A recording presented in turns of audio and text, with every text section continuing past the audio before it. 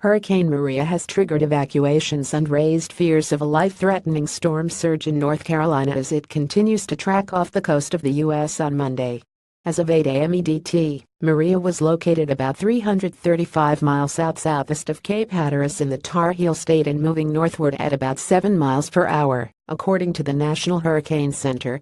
Its winds clocked in at 75 miles per hour, making it a Category 1 storm. Related Hurricane Maria, Hannah Up, young teacher with rare form of amnesia, goes missing on St. Thomas areas from Cape Lookout to Duck, as well Albemarle and Pamlico Sounds, were under a tropical storm warning, given that the quickly weakening Maria was expected to lose its hurricane status by Tuesday night.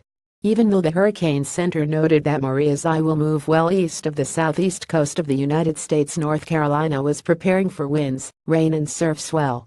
Keep up with this story and more by subscribing. North State Emergency Management Agency tweeted that the greatest impacts from Maria would come late Tuesday and last through early Thursday. It warned that North Carolina's Outer Banks could see up to 4 feet of storm surge.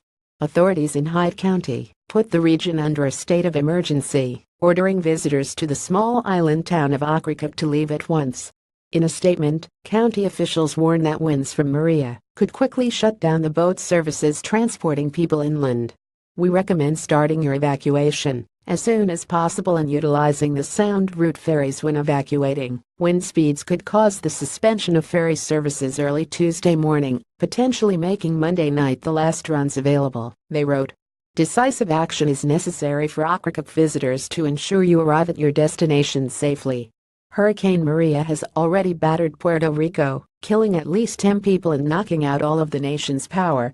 The storm made landfall there on Wednesday, and authorities were still ordering mass evacuations over the weekend as the Guajataca Dam threatened to collapse due to rain, Reuters reported. Flights out of San Juan began only Sunday. This is, without a doubt, the biggest catastrophe in modern history for Puerto Rico in terms of the damage to infrastructure and in terms of damage to the island as a whole, Governor Ricardo Rossello said at a weekend meeting of local lawmakers, Bloomberg reported. Our consideration is not a fiscal consideration. It's restoring people's security and restoring normalcy.